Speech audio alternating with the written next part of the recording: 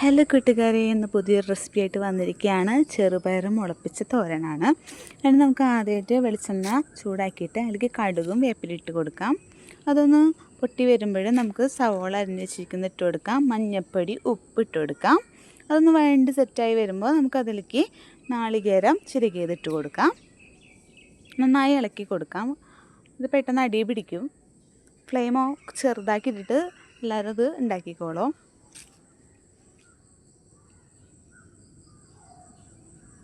നാളികേരം ഒന്ന് ജസ്റ്റ് ചെറുതായി ഒന്ന് വഴണ്ട് വരുമ്പോൾ നമുക്കതിലേക്ക് മുളക് പൊടി ഇട്ട് കൊടുക്കാം.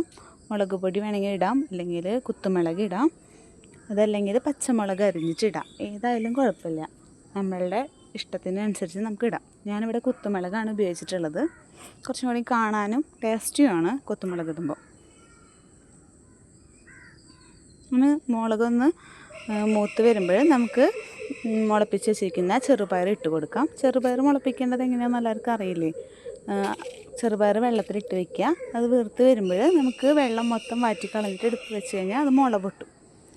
പിറ്റേ ദിവസത്തേക്ക് നമുക്ക് കറികൾ ഉണ്ടാക്കാം, സാലഡ്സ് ഉണ്ടാക്കാം, എന്ത് വേണമെങ്കിലും ഉണ്ടാക്കാം. ഭയങ്കര ഹെൽത്തിയാണ് ചെറുപയർ. കുഞ്ഞു മക്കളൊക്കെ ഉള്ളവരുണ്ടെങ്കിൽ നല്ലതാണ്. കുട്ടികൾക്ക് ഡെയിലി കൊടുക്കുന്നത് അതിലും നല്ലതാണ്.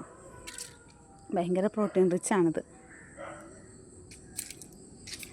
വല്ലാണ്ട് എന്ത് ഉടയണ്ട, ഒരു ചെറിയ നമ്മൾ കടിക്കുന്ന പോലെ കടലൊക്കെ കടിച്ചുള്ള വെവ് ഉണ്ടാവില്ലേ, ആ ഒരു വെവിലേക്ക് മതി. വല്ലാണ്ട് വെവിക്കുമ്പോൾ ടേസ്റ്റ് കുറയും.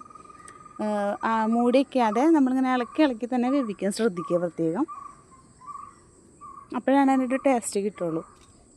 വെള്ളം ഒഴിക്കാനോ ഒന്നും പാടില്ല. അങ്ങനെ വെറുതെ ആവിയിൽ നമ്മളിങ്ങനെ ഇളക്കി തന്നെ വെവിക്കുക. മൂടി വെച്ചിട്ട് വെവിക്കുമ്പോൾ അതിൻ്റെ വെള്ളം വീണിട്ട് ടേസ്റ്റ് വേറെ രീതിയിലാവാം. അപ്പോൾ എല്ലാവരും ഇതൊക്കെ ട്രൈ ചെയ്ത് നോക്കണം. നല്ല അടിപൊളി റെസിപ്പിയാണ്. ആഴ്ചയിലൊരിക്കലോ മാസത്തിലൊരിക്കലെങ്കിലും ഇടയ്ക്ക് വീട്ടിലുണ്ടാക്കണം, നല്ലതാണ്. Thank you for watching.